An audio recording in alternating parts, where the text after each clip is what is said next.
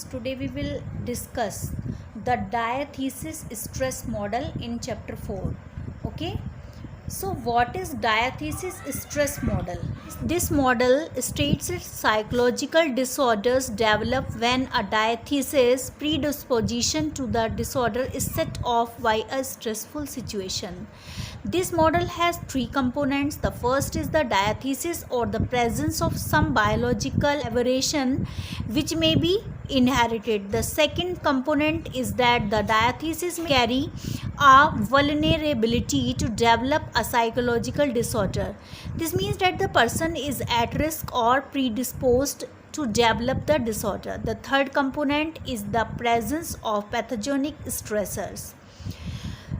So, जो आपका diathesis stress model है एबनॉर्मेलिटी का, this model tries to explain how biology and environment work together on people's mind.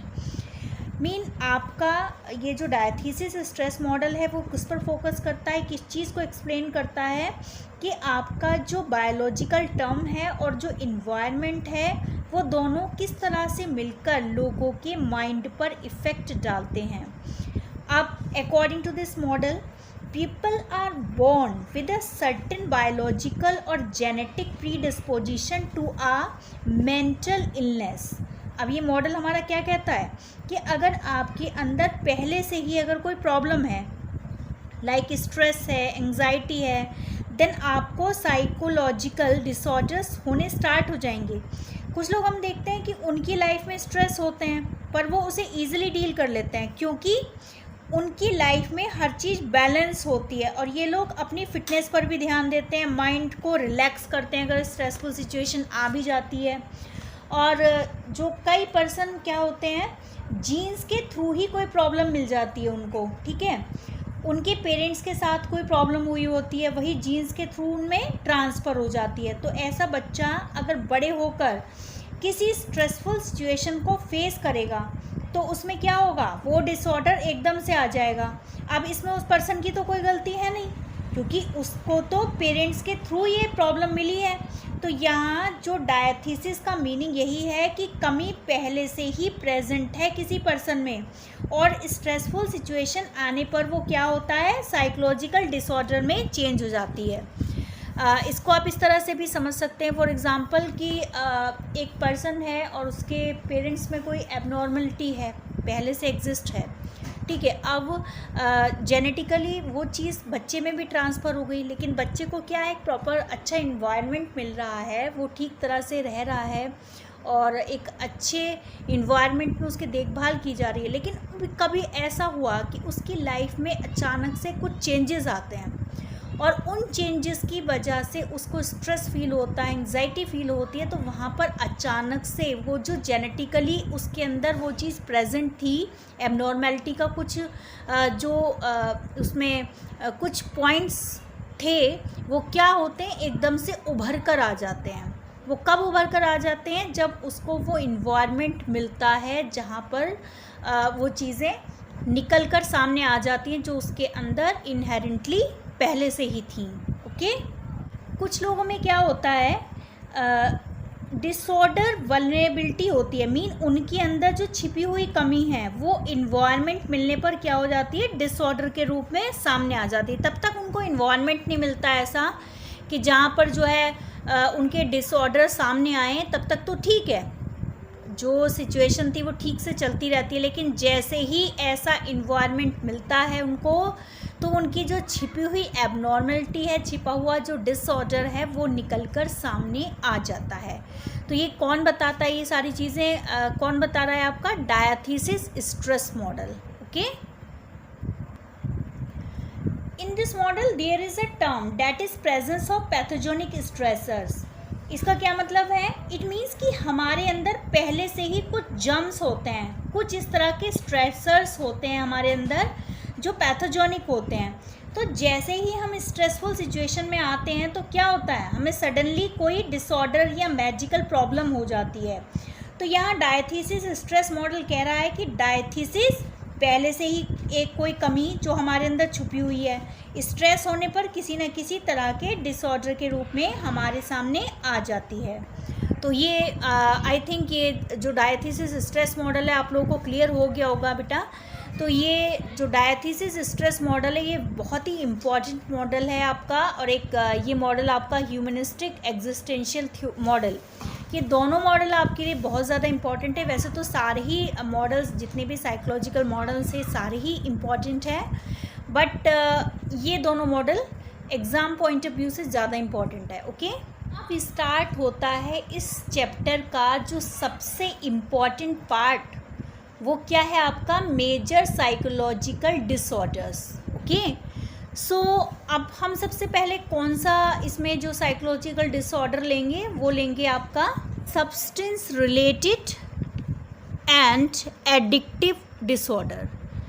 क्योंकि ये order मैं इसलिए सबसे पहले ले रही हूँ, डिसऑर्डर सबसे पहले इसलिए ले रही हूँ क्योंकि जो हमारी सोसाइटी है, मेन जो प्रॉब्लम्स अभी हम सोसाइटी में फेस कर रहे हैं वो आपकी इसी डिसऑर्डर की वजह से है। तो ये क्या है, तो इसको समझते हैं।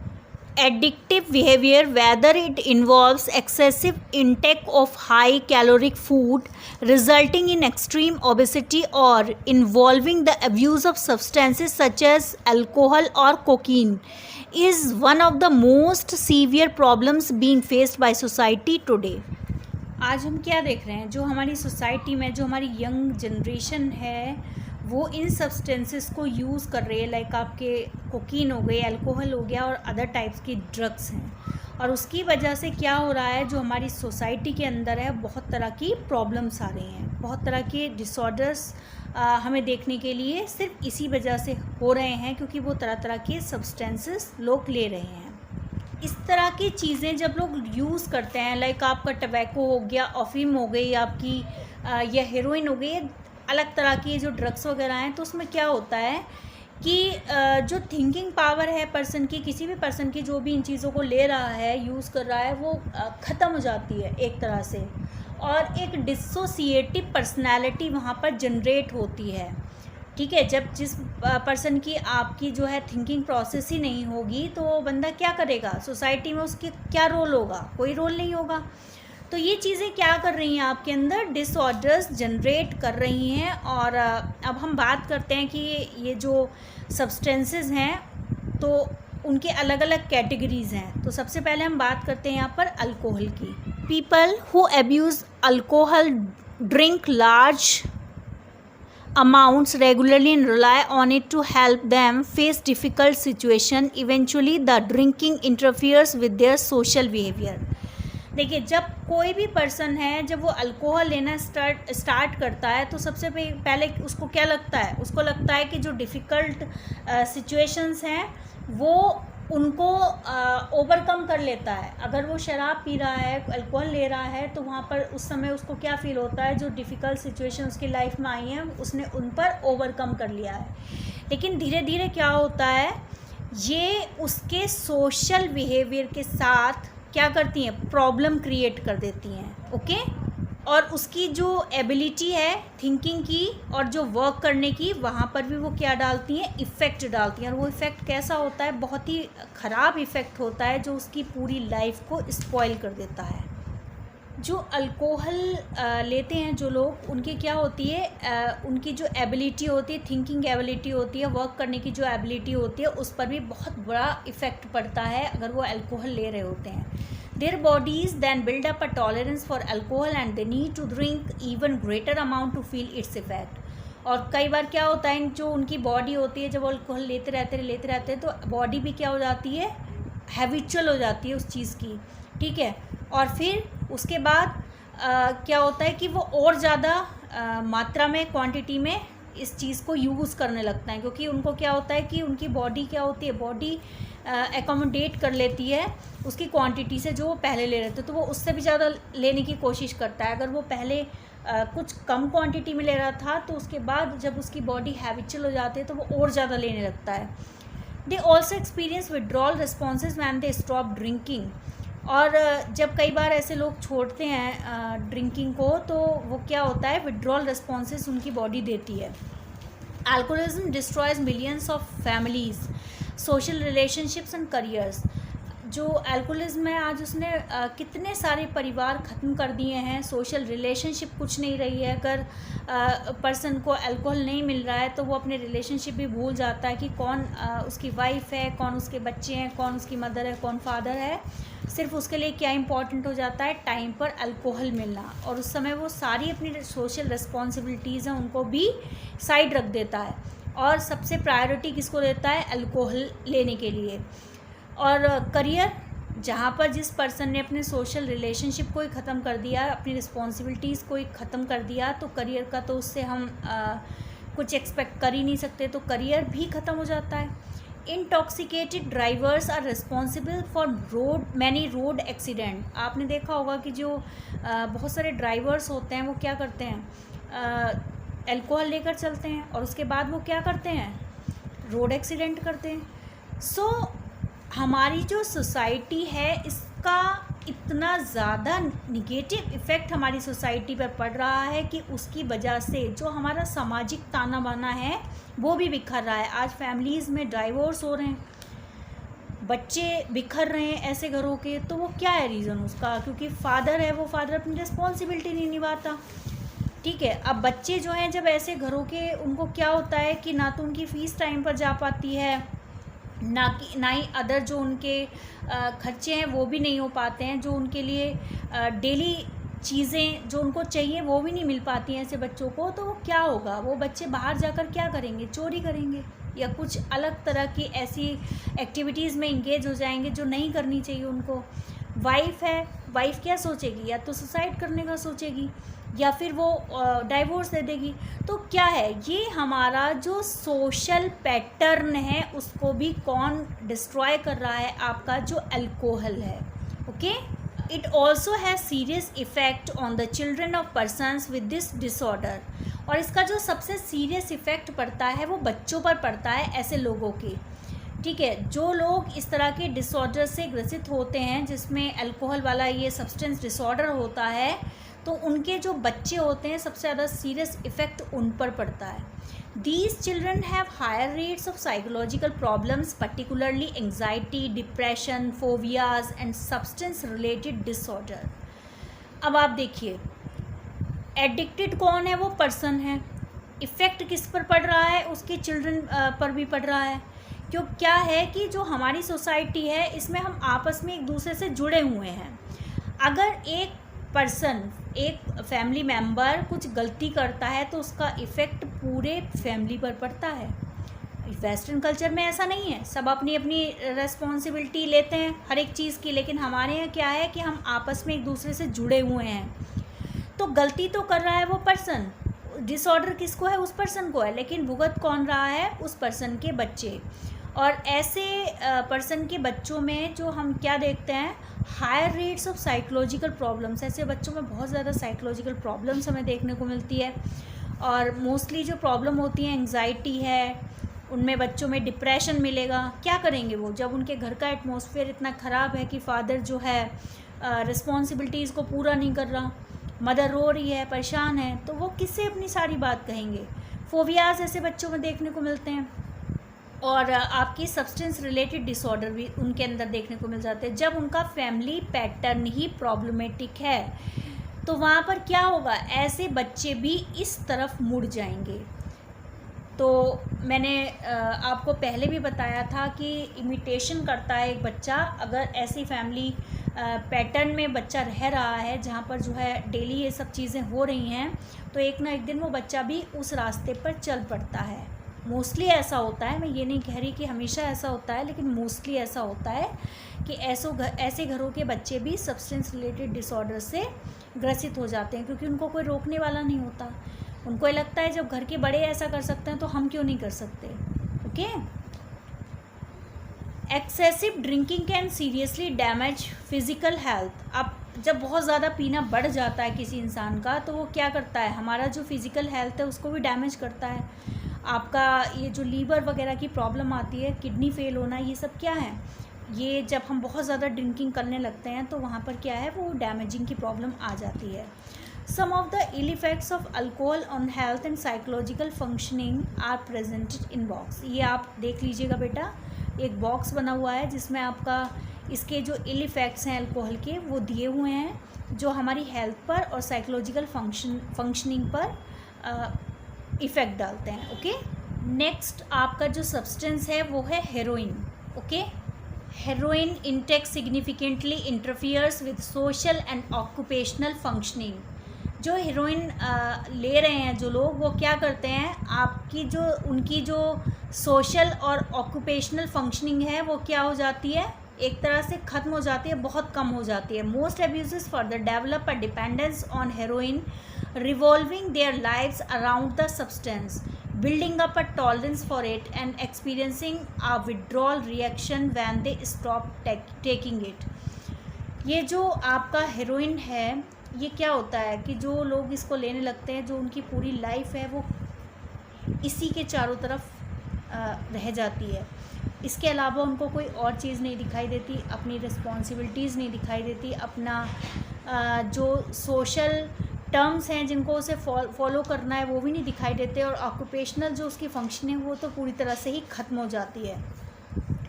और ऐसे लोग जब ये लेना छोड़ते हैं, विड्रॉल करते हैं, तो उनमें इतने ज़्यादा रिएक्शंस दिखाई देते हैं, जब वो इसको छोड़ने की कोशिश भी करते हैं तो वो छोड़ नहीं पाते हैं, क्योंकि ये जो सब्सटेंस है ये बहुत ही ज़्यादा आपका स्ट्रॉन्ग सब्सटेंस है और ड्रग मानी जाती है, ये बहुत ही डेंजरस ड्रग्स मानी जाती है। इसको अगर आप एक बार ले लेते हो तो क्या है कि आपकी बॉडी फिर इसको छोड़ नहीं पाती, वो पर्सन फिर कहीं से भी उसको ला कर दो, उसको वो चीज़ चाहिए होती है।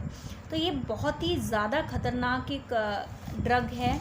The most direct danger of heroin abuse is an overdose which slows down the respiratory centers in the brain, almost paralyzing breathing and in many cases causing death। और सबसे बड़ा जो इसका डेंजर माना जाता है हेरोइन का, वो क्या होता है कि अगर हम इसकी ओवरडोज ले लेते हैं तो ये क्या करती है कि हमारा जो रेस्पिरेटरी सेंटर है माइंड में, तो वो वहाँ पर क्या कर देती है, उसको कम कर देती है, उसका जो वर्क की प्रोसेस है उसको क्या कर देती है, बहुत ज़्यादा स्लो कर देती है। और उसके बाद क्या होता है, ऑलमोस्ट पैरालाइजिंग ब्रीदिंग, और एक तरह से पैरालाइज हो जाता है वो पर्सन, और कई बार क्या होता है कि डेथ हो जाती है उस पर्सन की। तो ये बहुत ही डेंजरस आपका सब्सटेंस है। The next is cocaine. Regular use of cocaine may lead to a pattern of abuse in which the person may be intoxicated throughout the day and function poorly in social relationship। अगर हम regular use कर रहे हैं cocaine का, तो वहाँ पर क्या होता है कि जो पर्सन है वो पूरे दिन क्या रहता है, इंटॉक्सिकेटेड रहता है पूरे दिन, और उसके जो फंक्शंस होते हैं, कोई भी काम वो करेगा तो ढंग से तरीके से नहीं करेगा, क्योंकि वो नशा उसके ऊपर पूरे दिन रहता है अगर वो कोकीन ले रहा है। और उसके जो सोशल रिलेशनशिप्स हैं वो तो ऑटोमेटिकली ख़त्म हो जाएंगे। ऐसे पर्सन से कौन बात करना चाहेगा, कोई नहीं बात करना चाहेगा। तो धीरे धीरे ऐसे लोगों के जो सोशल रिलेशनशिप्स हैं वो ख़त्म हो जाते हैं। तो जब पर्सन आइसोलेटेड हो जाएगा, अकेला रह जाएगा, तो डिसऑर्डर्स तो जनरेट होने ही हैं। It may also cause problem in short term memory and attention. अगर हम कोकीन ले रहे हैं तो हमारे अंदर क्या किस तरह की प्रॉब्लम भी आ जाएगी, जो आपकी शॉर्ट टर्म मेमोरी में भी प्रॉब्लम आएगी, और जो आपका अटेंशन है वो भी डाइवर्ट हो जाएगा। ऐसे लोग किसी भी चीज़ पर ध्यान नहीं लगा पाते, उनकी जो मेमोरी लॉस है वो भी होने लगता है। तो डिपेंडेंस में डेवलप और फिर क्या होता है कि वो दूसरे लोगों पर डिपेंडेंट ज़्यादा हो जाते हैं, क्योंकि जब उनका खुद का जो वर्किंग जो एबिलिटी है वो कम हो गई, ठीक है, वो क्या है, हमेशा पूरे दिन नशे में है कोकीन एक बार लेने के बाद, तो और उनकी मेमोरी लॉस भी हो गई है, अटेंशन नहीं दे पा रहे, तो वो क्या होगा कि दूसरे लोगों पर डिपेंड हो जाएंगे, दूसरे लोग उनकी लाइफ को चलाने लगते हैं। So that cocaine dominates the persons life. अब क्या होता है कि जो किसी इंसान ने उसको ले लिया था कोकीन को, तो फिर वो क्या करती है, जो कोकीन है वो उसकी लाइफ को डोमिनेट करती है, किस तरह से वो चलाना चाहती है उस तरह से उसकी लाइफ को चलाती है। More of the drug is needed to get the desired effects and stopping it results in feeling depression, fatigue, sleep problem, irritability and anxiety. अगर कई बार क्या होता है कि अगर ये रोक दी जाए ठीक है। अगर ये ड्रग्स ना ली जाएं तो क्या होता है, उसके बाद तरह तरह की फीलिंग्स आने, लाइक आपकी डिप्रेशन है, फटीग है, स्लीप प्रॉब्लम आएगी, इरिटेबिलिटी आएगी, एंग्जाइटी होगा।